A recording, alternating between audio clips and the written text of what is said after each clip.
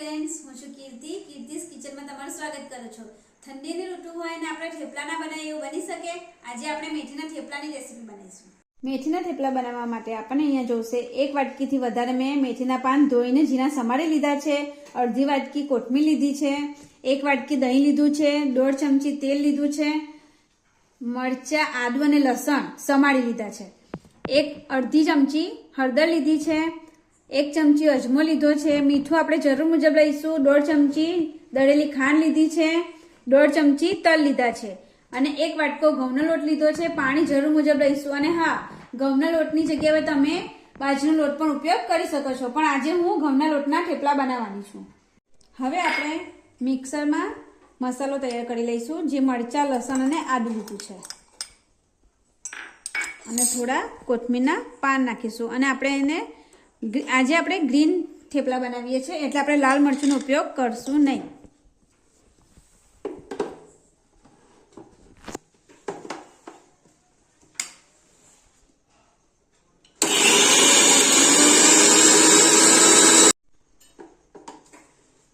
હવે જોઈ લઈશું આપણી પેસ્ટ તૈયાર છે. હવે આપણે અંદર જે ઘઉંના વાટકાનો લોટ લીધો છે એ ઘઉં લઈ લઈશું લોટ. પછી અજમાને હાથથી મસળી લઈશું.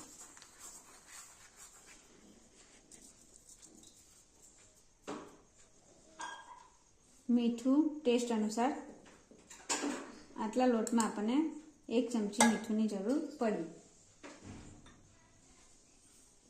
તલ નાખી દઈશું. દળેલી ખાંડ નાખી દઈશું.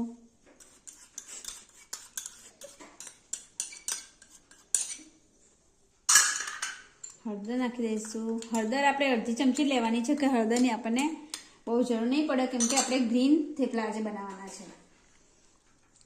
હવે આપણે અંદર જે તેલ લીધું છે 2 ડોકલી એ તેલ નાખી દઈશું અને લોટને બરાબર હાથથી મસળી લઈશું. આ રીતે તેલ નાખીને પહેલા બરાબર મિક્સ કરી લેવાનું છે. પછી જ કોથમીરના પાન અને મેથી એડ કરવાની છે. હવે આપણે મરચાંની જે પેસ્ટ તૈયાર કરી છે એ લઈ લઈશું અને અંદર એડ કરી દઈશું.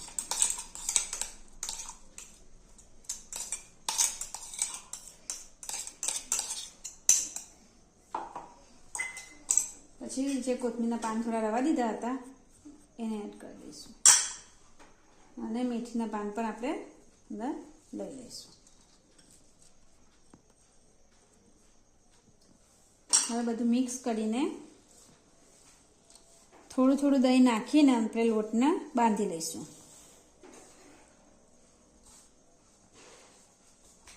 હવે આપણે અંદર થોડું દહીં નાખીશું. તમારે ત્યાં છાશ હોય તો તમે છાશ પણ નાખી શકો. દહીં નાખો તો થોડું વધારે સારું.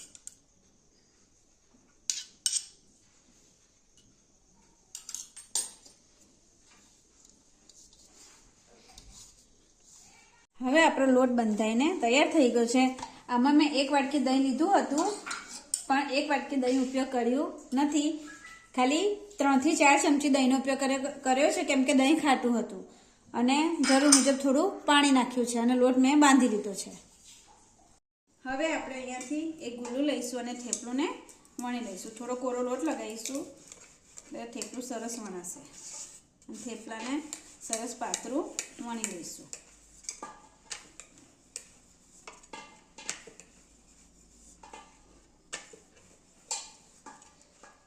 મેથીના થેપલા સ્વાદમાં બહુ ટેસ્ટી લાગે છે. તમે નાસ્તામાં પણ ખાઈ શકો, છોકરાના ટિફિન બોક્સમાં આપી શકો, સાથે રાતે ચા સાથે બી જમી શકો છો. હવે આપણું થેપલું શેકાઈ રહ્યું છે. એક બાજુ શેકાઈ ગયું છે એને પલટાવી નાખીશું. બીજી બાજુ બરાબર શેકવા દઈશું. હવે થોડું તેલ લગાવીશું અને બરાબર શેકી લઈશું.